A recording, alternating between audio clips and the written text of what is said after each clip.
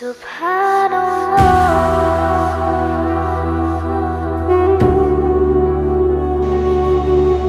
الحمد لله نحمده ونستعينه ونستغفره ونؤمن به ونتوكل عليه ونعوذ بالله من شرور أنفسنا ومن سيئات أعمالنا من يهده الله فلا مضل له ومن يضلله فلا هادي له ونشهد أن لا إله إلا الله وحده لا شريك له ونشهد أن محمدا عبده ورسوله فقد قال الله في القرآن الحكيم يا أيها الذين آمنوا اتقوا الله حق تقاته ولا تموتن إلا وأنتم مسلمون وقال تعالى يا أيها الناس اتقوا ربكم الذي خلقكم من نفس واحدة وخلق منها زوجها وبث منهما رجالا كثيرا ونساء واتقوا الله الذي تساءلون به والأرحام إن الله كان عليكم رقيبا فإن الخير الحديث كتاب الله وخير الحدي حدي محمد صلى الله عليه وسلم وشر الأمور محدثاتها وكل محدثة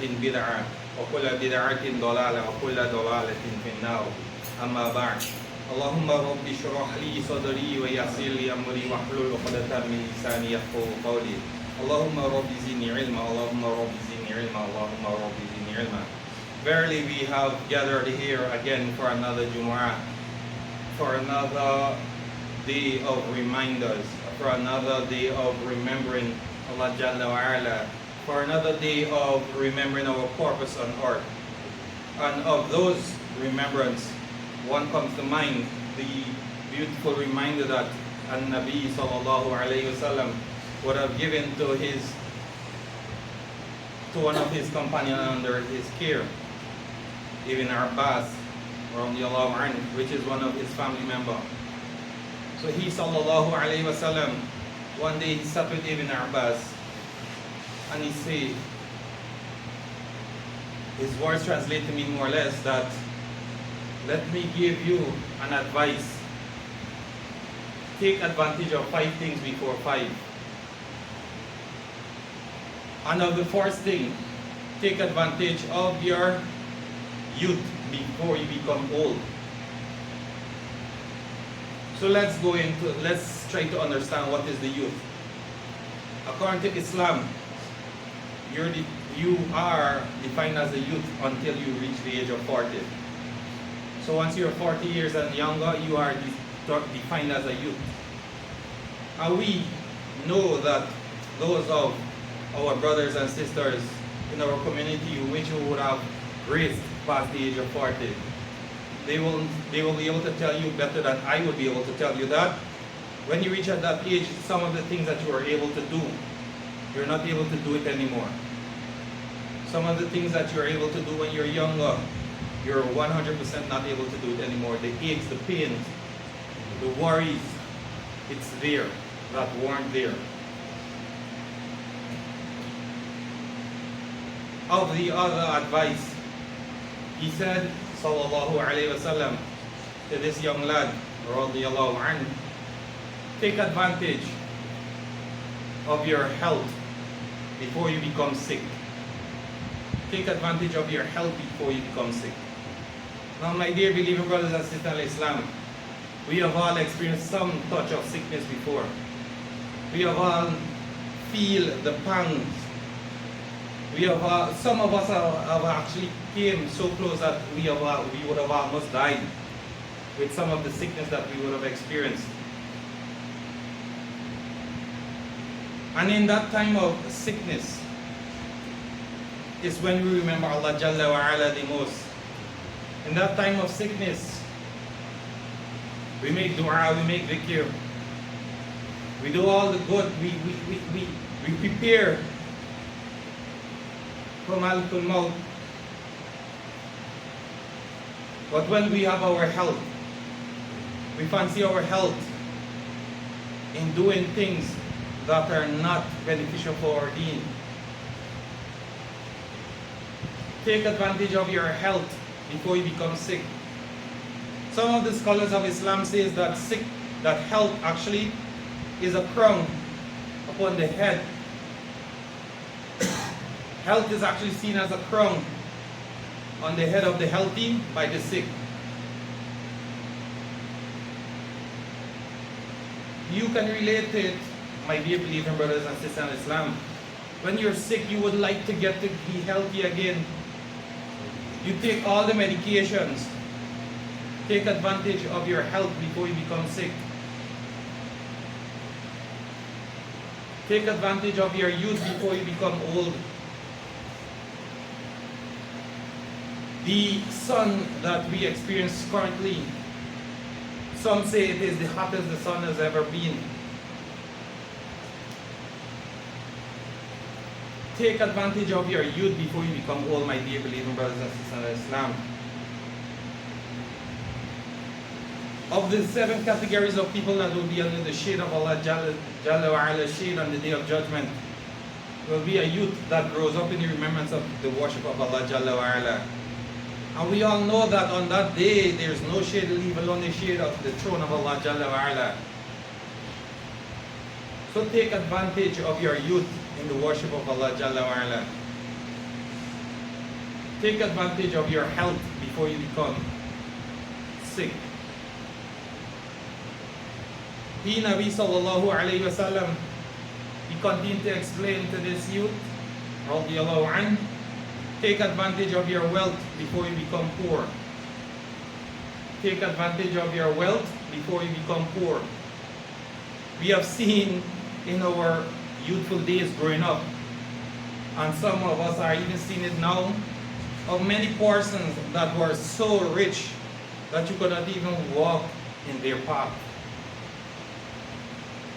Some persons were so rich that I could remember at one time that the area that I grew up in, it's very lengthy to the main road. And sometimes you would be very much appreciative if anyone would have stopped and give you a lift to the main road. And some of those persons that were able to do so, they would just drive past you so. And then now, as I grow older, I live to see many of these people that were so-called the wealthy ones of society, so-called the kings and the champs and the high-chested ones of society. They are without a proper financial bucket.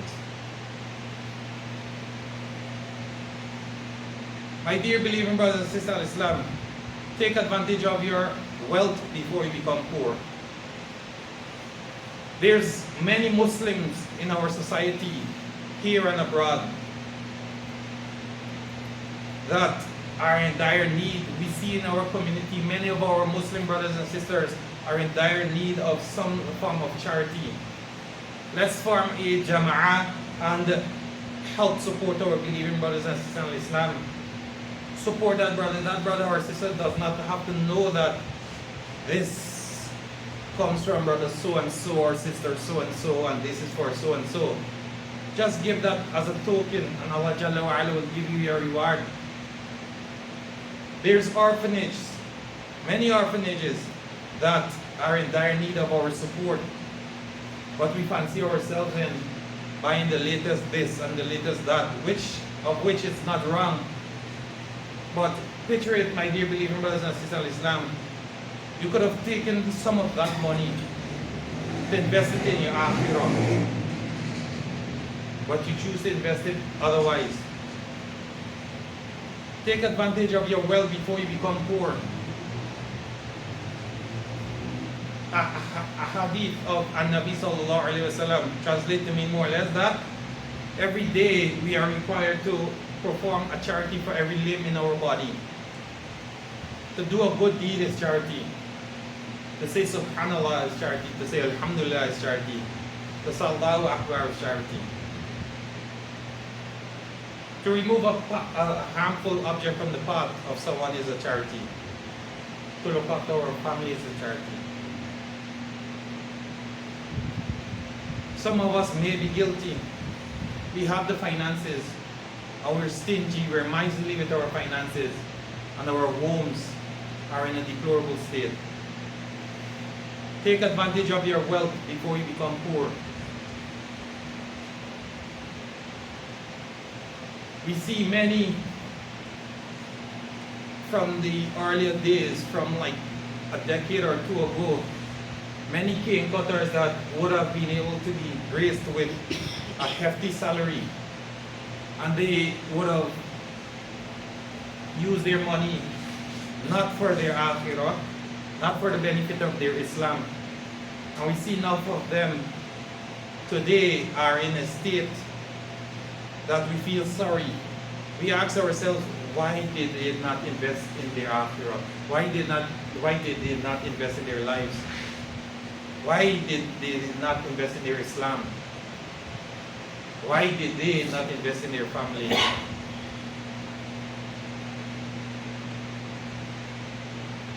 He sallallahu alaihi wasallam continue to explain to this young lad, radiyallahu an, take advantage of your free time before you become busy. And I believe this we all can relate to. The alarm clock goes off. It's time for fun. You say, no, I'm going to just take a little 5 minutes now. That 5 minutes turns to an hour. You wake up, the sun rises. It's the time of Asr. You say, I'm going to extend it until the end. And you procrastinate, and you procrastinate, and you procrastinate. And the time of Asr would have expired. May this be a courage for you, my dear believing brothers and sisters of Islam. Take advantage of your free time before you become busy. He and Nabi sallallahu alayhi wa sallam says in a hadith that translates to me more or less, that he was asked by a companion, what are the most beloved acts to Allah Jalla wa Ala? And he, Nabi sallallahu alayhi wa sallam, would have given three answers. And one of the answers is as-salatul waqtiyah, to perform salah on time, in its rightful time. This is one of the most beloved acts to Allah Jalla wa Ala. Take advantage of your time, your free time, before you become busy. In many of our homes, there's a rectangular shaped object by the name of television, and we expound many hours, we expel many hours of our lives in front of the televisions. There's a smaller rectangular object that we have, it's called a cellular phone, and we're TikToking, we're Facebooking, we're YouTubing. Is it beneficial for our deen, that which we are doing? Take advantage of your free time before you become busy. And he, Nabi sallallahu alayhi wa sallam, and the scholars of hadith says the last advice summarizes every single advice. It envelopes every advice that was given before. Take advantage of your life before you die. Take advantage of your life before you die.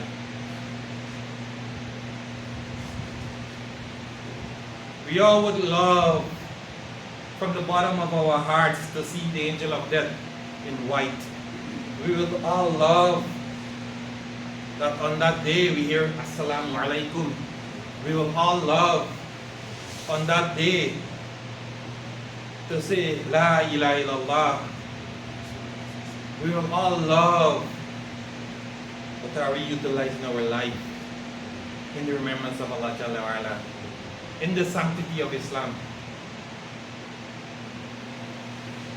Are we utilizing our free time in the remembrance of Allah Jalla wa Ala?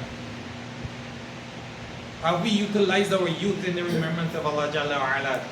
And are we utilizing our health in the remembrance of Allah Jalla wa Ala? Are we utilizing our old age in the remembrance of Allah Jalla wa Ala?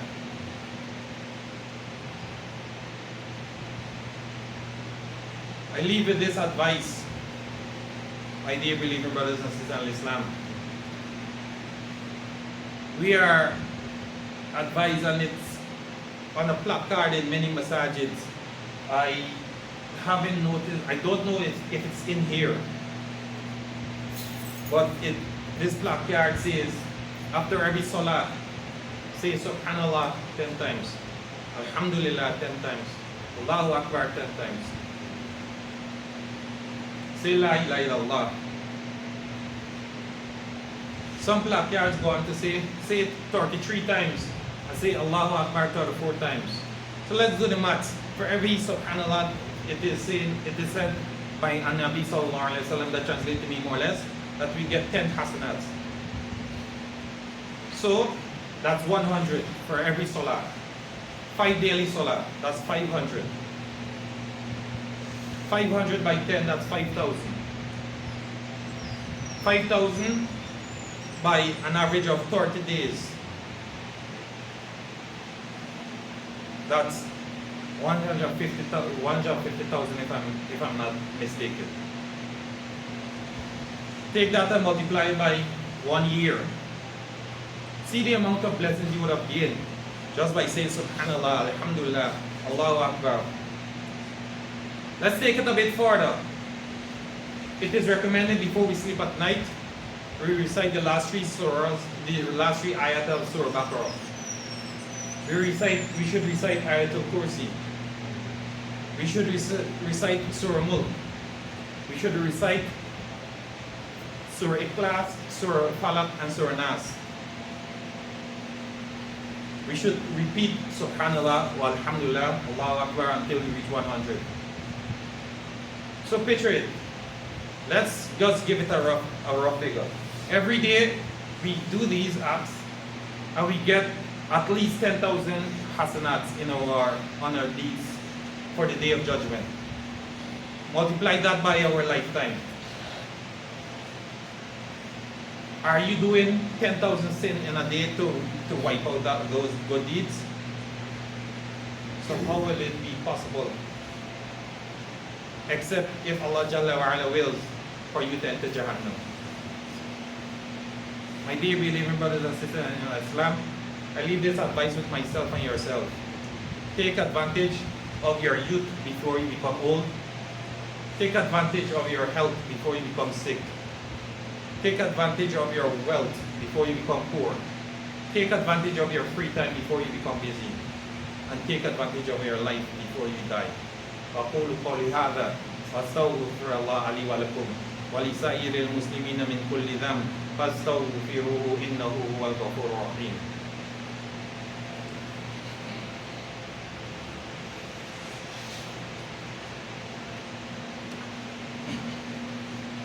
إن الله وملائكته يصلون على النبي يا أيها الذين آمنوا صلوا عليه وسلموا تسليما. اللهم صل على محمد وعلى آل محمد كما صليت على إبراهيم وعلى آل إبراهيم إنك حميد مجيد. اللهم بارك على محمد وعلى آل محمد كما باركت على إبراهيم وعلى آل إبراهيم إنك حميد مجيد. اللهم ربنا آتنا في الدنيا حسنة وفي الآخرة حسنة وقنا عذاب النار. ربنا ولا تحملنا ما لا طاقة لنا به واعف عنا واغفر لنا وارحمنا أنت مولانا فانصرنا على القوم الكافرين. اللهم إني نسألك الجنة. اللهم إني نسألك الجنة. اللهم إني نسألك الجنة. اللهم إني نعوذ بك من النار. اللهم إني نعوذ بك من النار. اللهم إني نعوذ بك من النار. عباد الله رحمكم الله، إن الله يأمركم بالعدل والإحسان وإيتاء ذي القربى وينهى عن الفحشاء والمنكر والبغي يعظكم لعلكم تذكرون. اذكروا الله يذكركم واشكروه نعمه يزدكم ولذكر الله تعالى أكبر والله يعلم ما تصنعون. أقيموا الصلاة.